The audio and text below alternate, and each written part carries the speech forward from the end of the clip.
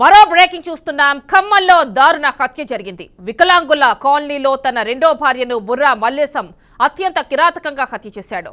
ఆర్ఎంపీగా పనిచేస్తున్న మల్లేశం మొదటి భార్య ఉండగానే కమలమ్మను రెండో వివాహం చేసుకున్నాడు. మొదటి భార్య ఉండగా ఎందుకు రెండో వివాహం చేసుకున్నావంటూ కమలమ్మ బంధువులు మల్లేశాన్ని ప్రశ్నించారు.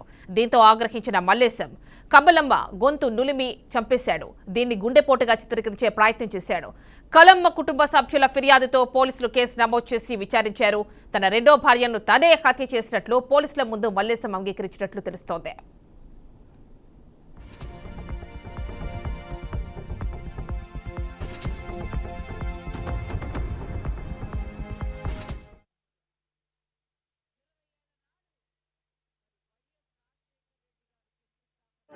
దాన్నే చూసుకుంటాడు. ఎవరితోటో లేచిపోయిందని మా చెల్లెని పెళ్లి చేసుకుంటూ ఇప్పుడు దాన్ని చూసుకుంటూ మా చెల్లెని చూడట్లేదు. రోజు గొడవ పెట్టుకుంటాడు.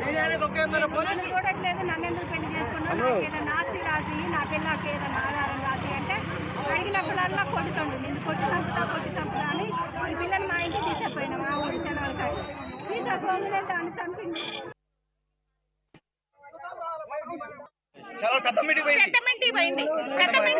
చూసి పెళ్ళమ్మగుడు కలిపి అందరూ చంపి పిల్లని మెదలు కాకుండా రోడ్ల మీద తిరుగుతున్నాడు. వాడు హార్ట్ అటాక్ వచ్చిందని లేకపోతే పోలీసులు కూడా మాకు న్యాయం చేయట్లా. ఏమన్నారు వాళ్ళు? మామూలుగా మీకు న్యాయం చేస్తామమ్మా మరి